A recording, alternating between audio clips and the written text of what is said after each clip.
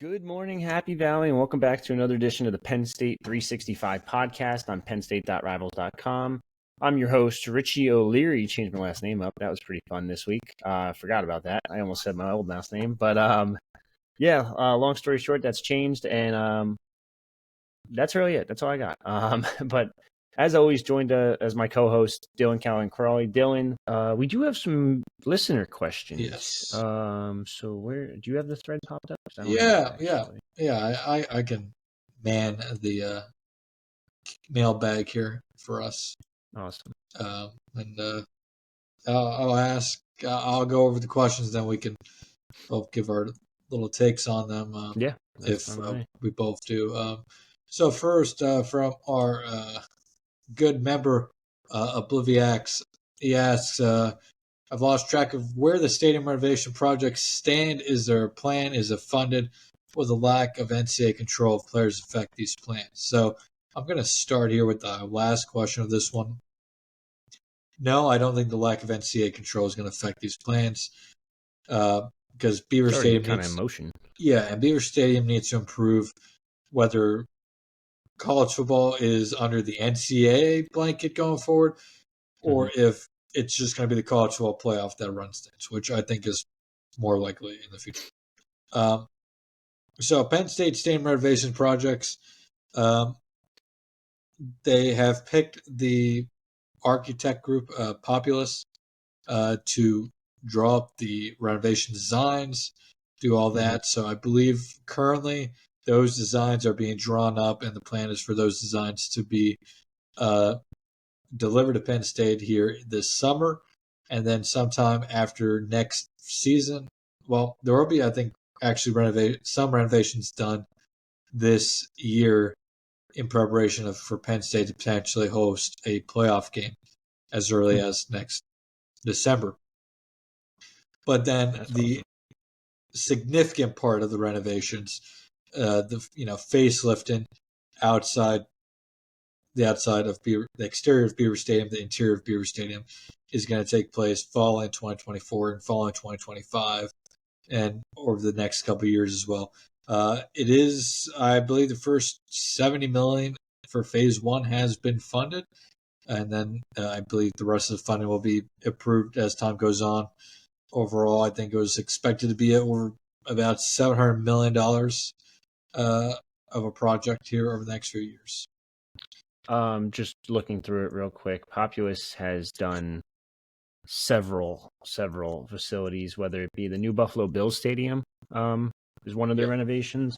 They've Texas A&M, Purdue, Colorado State, Baylor, University of Texas, so on and so on. The list goes on and on.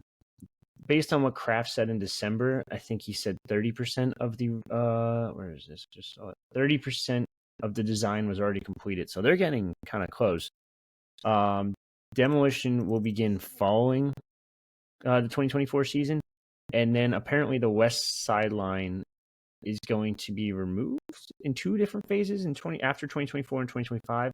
Kraft has said it's going to affect seats, so people are going to be pissed off, of course. Everyone hates change. Everyone doesn't want to deal with change, and it's not going to be fully done. So I feel like that's where the issue kind of stands hand in hand. But they are going to lose some seats too, which is interesting. Yeah, the overall capacity will go down. Here's a little bit more on the 2024 plans as of what is happening right now, according to the press release from Populous in October. Winterization work will also be completed, which entails the installation of pipes and other upgrades to allow the building to be occupied when temperatures are below freezing, giving Penn State the ability to host a college football playoff game beginning in 2024 and other potential events beyond football games in the winter months, i.e. a potential winter classic game between Penn State and between the Flyers and Penguins possibly in the future would obviously be something that everybody would have on their mind. So that winterization stuff is taking place. I don't know if it is right now, but will be taking place this off season in time for next year. And then at the conclusion of the 2024 season, Penn State will begin a multi-year effort to reconstruct the west side of the stadium, which will maintain traditional bowl seating while adding anticipated club and lodge seatings and executive and founder suites. And then I think that's going to be huge too. And then eventually the press box should get updated, which yeah, no, we love that. We love that more than anything. But moving getting lodge and box seats and everything. That's the future of any arena. I hate to say it. Like every arena I know, they're taking away seating to add more premium seating, because even if you lose like that was 400 or so seats, the price of 100 premium seats is like double those 400 regular seats. So it's like maybe triple even in some cases. And plus, they don't really have much luxury seating there. Correct. Currently. And also then some improvements will happen. Ease of spectator congestion throughout the stadium, improved restrooms, upgrade concessions, Wi-Fi, and cellular upgrades, and of course additional seating options. Construction to begin in January 2025 and will wrap up ahead of the 2027 season. So in the 2025-2026 seasons, there will be ongoing construction at Beaver Stadium. So will not be as picturesque, perhaps, as usual, but these are much necessary upgrades for Penn State football and Beaver Stadium going forward. Yeah, that's huge. That's where everything currently stands with that. That was a good question. Great one. From low handicapper.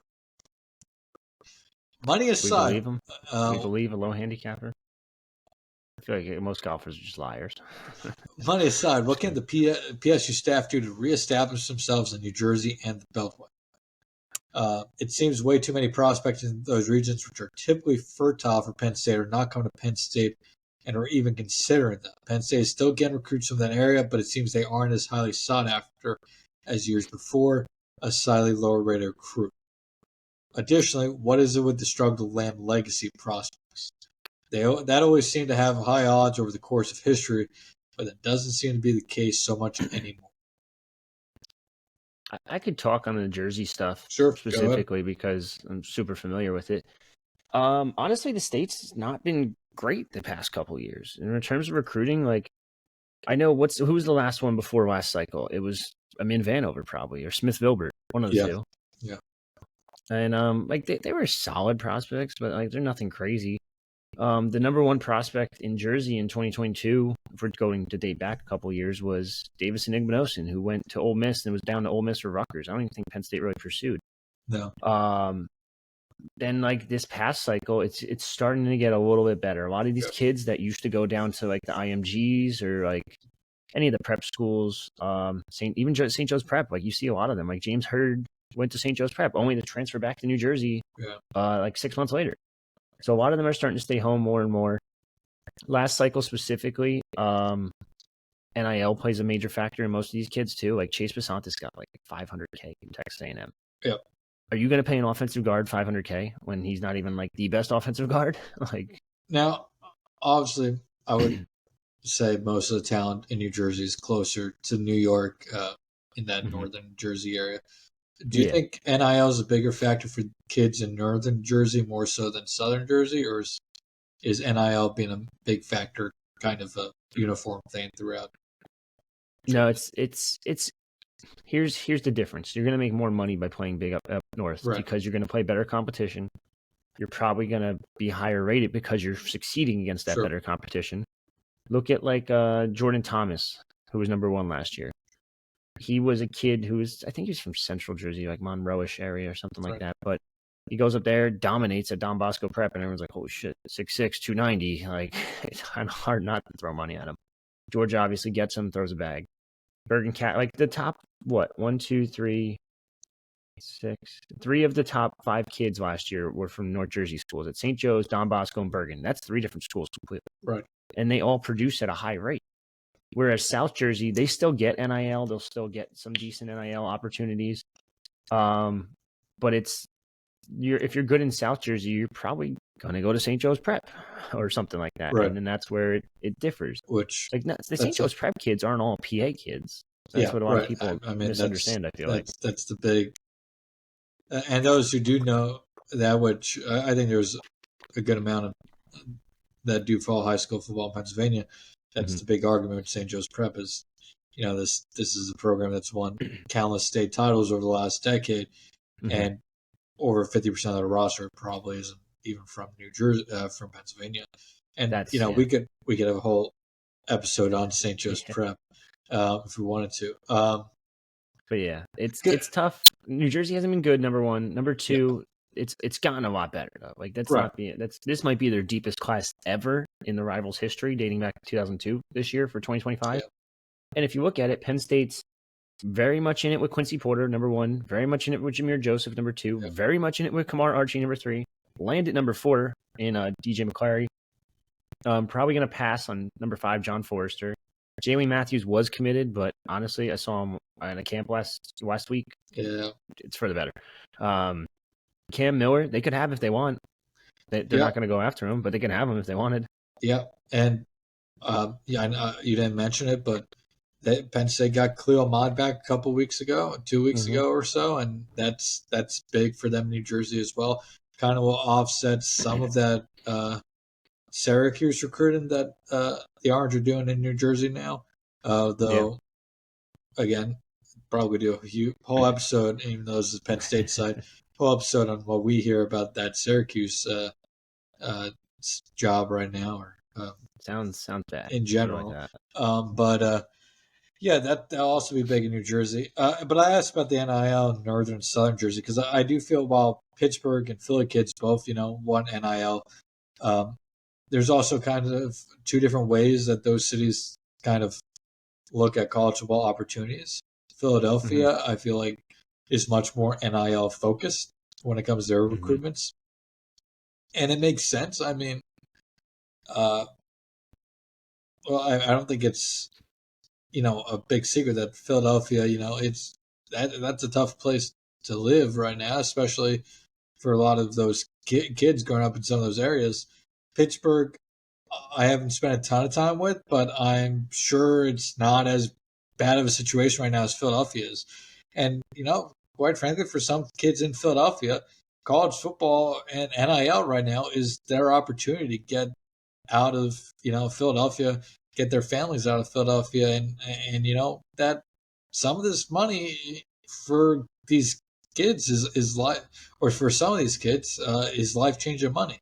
I mean, I think it's that, and I just think it's generally perhaps I feel like Philadelphia almost has more of the quote-unquote handlers around recruitments right now than Pittsburgh. Pittsburgh recruitments seem a little bit more family-based. Now, there's kids in Pittsburgh who are going to absolutely chase NIL, but I don't get the sense that it has been as big of a factor across the board as it has in Philadelphia, if that makes sense.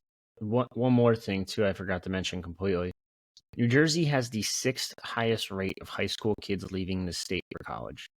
Everyone sees Pennsylvania, and I know Penn State's, even from the western part of Jersey, it's probably still a solid 3 hours away. Right.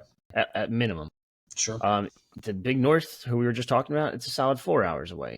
Kids just don't feel like that's enough, and New Jersey high school kids specifically want to get away. Like I said, over 54% of New Jersey high school kids leave the state for college. If you compare that to Pennsylvania's at 24%. That every one out of every 2 kids is leaving New Jersey to go to college somewhere else because they want it. It's just, I don't know what it is. It's just a narrative that it's New Jersey, get out, try something different. It's expensive as shit too, which doesn't help. So, and here's the other thing. It's just not, it sucks for some people to hear, but not every kid wants to go to Penn State and live in the middle of nowhere. Let's be frank. It's in the middle of nowhere.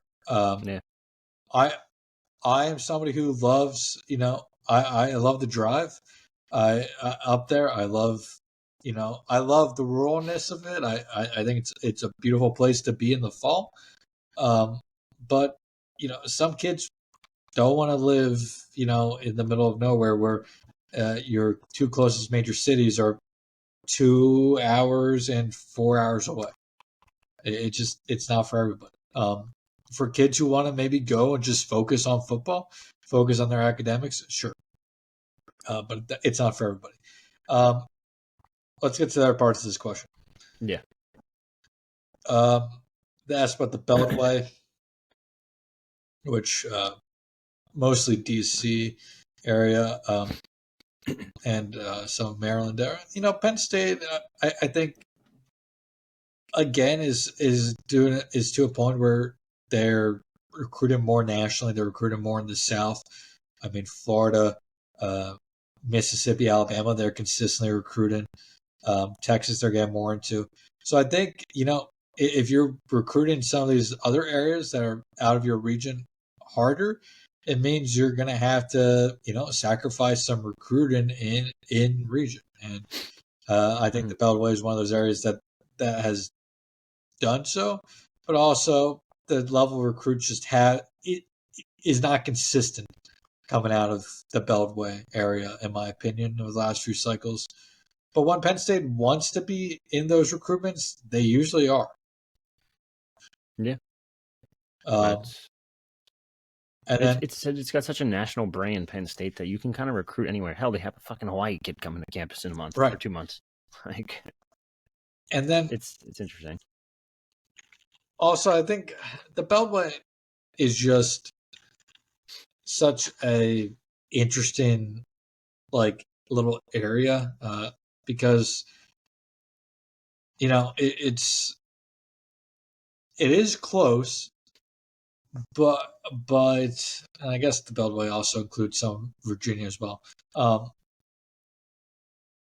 it is close, but it's also just far enough away too that kids are quite as close to some of the southern schools in Virginia or the Carolinas as they may be to Penn State, at least with an hour, give or take an hour or so. So I think it's a little bit of where it's located, but I also think more schools are becoming active in that Beltway area as well. Yeah, that's you hit all the nails on the head there. I got nothing. I didn't do it in a efficient manner, but yeah, no, I would say location, up and down recruiting, just because you're not talking about a huge area, you're talking about a rather very specific area, and it is becoming a hotter recruiting spot, especially when it is a good cycle. But Penn State's still going to have success there. And then what's for the struggles to land legacy prospects? I think it comes down to just kids don't feel the pressure these days to follow in their parents' footsteps. True, very true. A lot of kids want to. But then it's weird. Like the Saka situation is what I'm assuming he's kind of referencing there. So. Which makes sense. Saka's in a weird one. It just sounds like Dad doesn't like Penn State whatsoever. It doesn't help that St. Joe's doesn't like Penn State whatsoever right now, so that plays a factor. I definitely say there was a lot of factors that played into Saka, but with legacy prospects in general, with Carroll any prospect, it takes two to tango, right?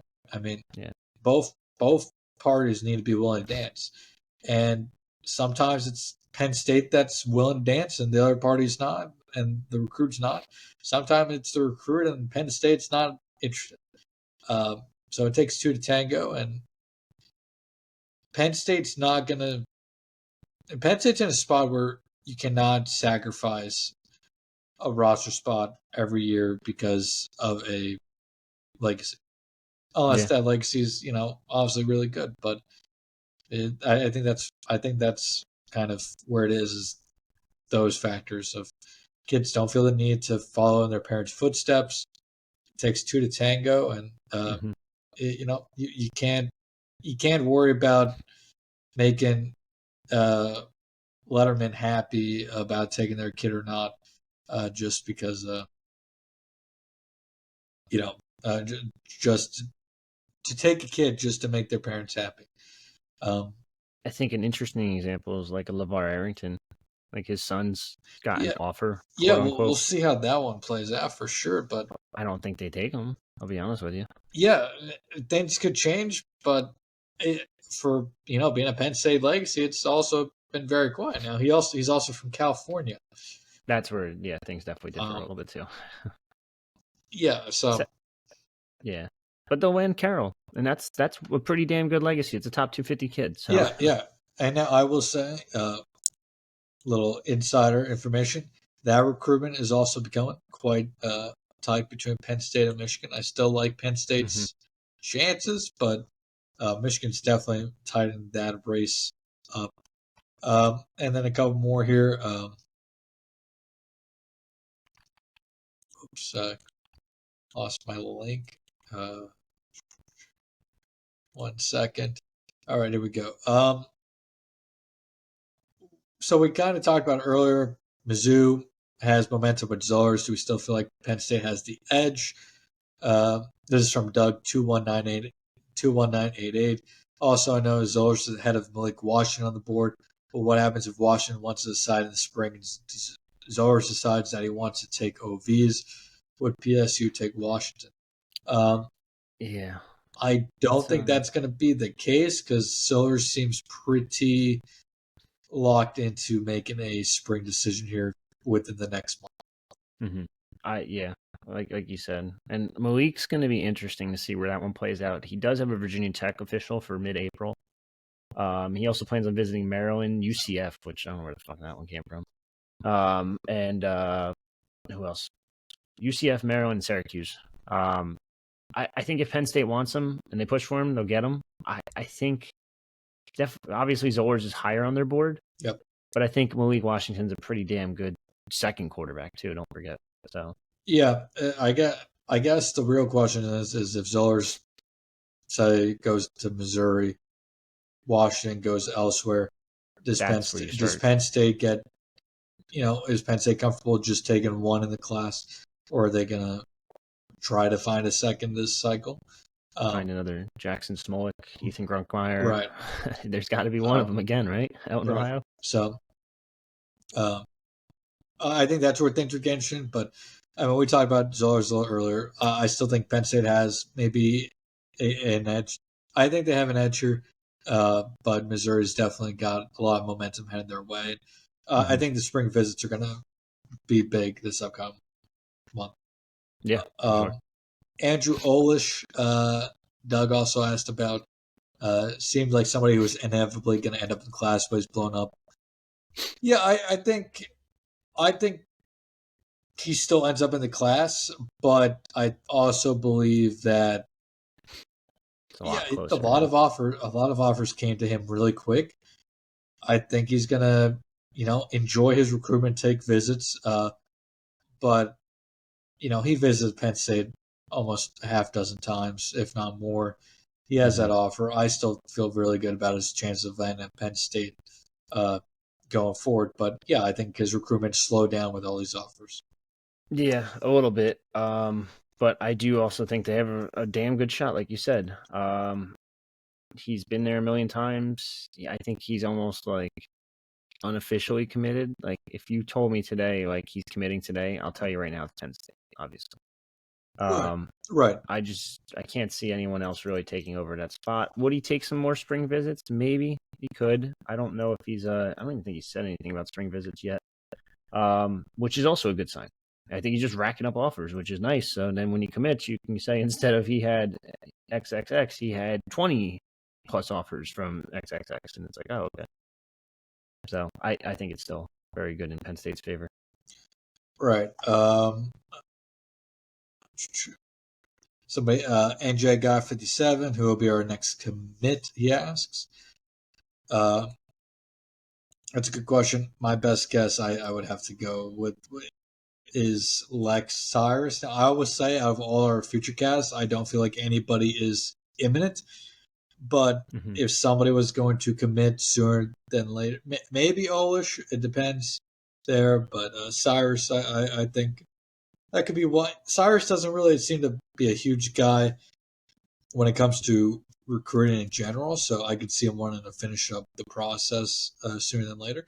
But also, like we just said, Zollers expects to make a decision in the next month or so. I could see Cyrus being maybe somebody around a spring game type commitment, but if nobody makes a commitment before the end of March, I think it could very well be Zollers or Cyrus. I don't want to pick the same one as you, so I'm going to pick a different one. I'm going to go with Michael Carroll. I don't think he makes his official visits. He hasn't scheduled any yet. Every time I talk to him, he's like, I'm still thinking about where I want to go. And I'm like, come on, man. Like, we know it's down to like a top 2 or 3. Right. Like, just do it already. We kind of know. I think he might be the next commitment. Go out on a limb a little bit. That is certainly out on a limb a bit, but it's a good one. And then I guess our last question here.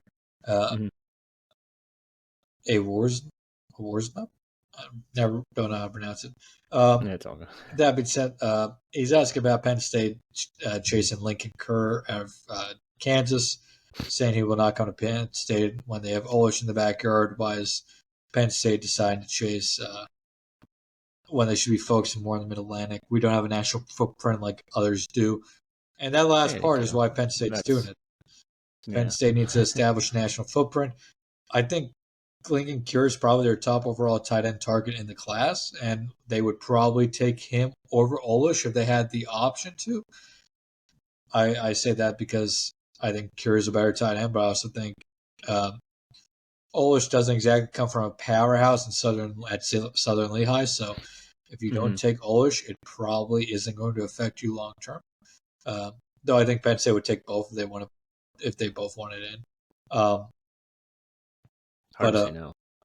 I mean, Lincoln Kerr is a damn good prospect, and that's why they're chasing him. And he's going to take an official visit to Penn State. He's like a total freak athlete. He does it all: track, high jump, hurdles, and he's fast. He's fast as shit for plays basketball. Like he really is just like a really good, like he's the new age tight end where it's more of a hybrid role.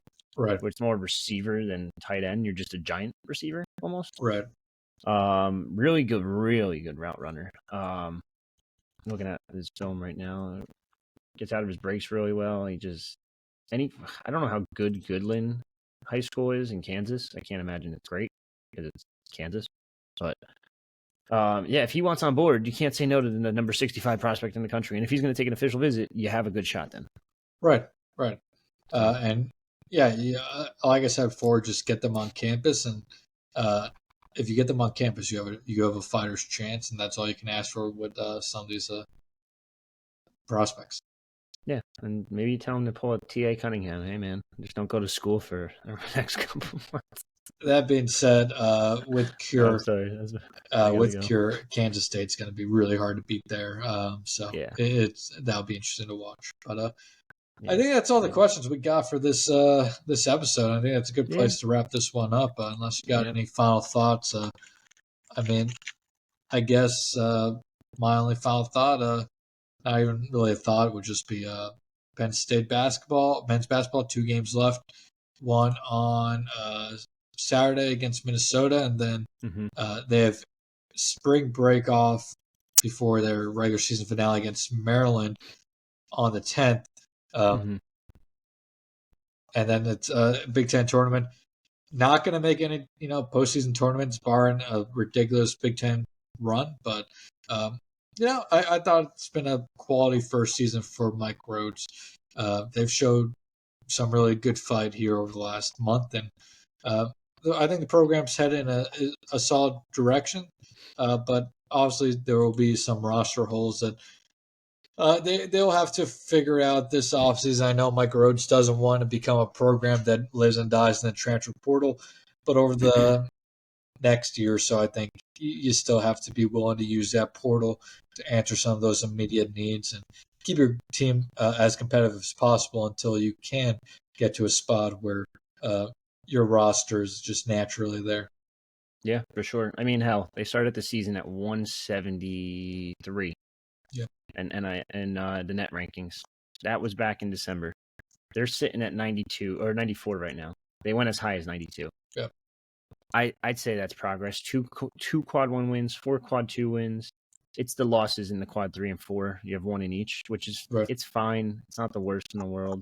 One of the quad 3 one actually, it's against a good Georgia Tech team. That Georgia Tech team's beat Duke and North Carolina this year. So It's the Bucknell loss. The Bucknell loss really killed them and killed momentum. But overall, good season. I mean, you kicked your best player off and still won one game. Yep. So Yeah, and that's always fun. I think you can make an argument they've been a better team since Clary's departure as well. I don't disagree one bit. When's their game? Is that tonight? Saturday. No, Saturday. Saturday against Minnesota. And you know what? They have a chance to end it on a 2-0 note before the Big Ten tournament where you can potentially snag a win in that first round, depending on who you match up against. Yeah, there's still a quality chance here that they finish 500 or above. So if you can do that, even if they finish, theoretically, I guess they could finish 4 games under, but they're going to at worst finish the regular season at 14 and 17, which may not be ideal, but like we said, it was a good first year for Mike Rhodes, I think. But it's how you build upon this is going to be the next key. And recruiting, they seem to be moving in the right directions. They're in it with quite a few highly touted 2025 prospects. So I still think the future is pretty bright in Happy Valley. Yeah, for sure. But yeah, for me and Dylan, actually, before we sign off, if you haven't already, hit the subscribe button down below on YouTube. If you're listening to us on one of our podcasting apps, whether it be Spotify, Apple, all that other Google, all that good stuff, do us a favor, do a quick review. All you have to do is hit 5 stars. You don't even have to submit a rating behind it or reasoning behind it. It helps us grow the pod, helps us do all that good stuff, helps us keep the pod going, number one. But yeah, for me and Dylan, that's another episode of the PSU 365 podcast. Signing off.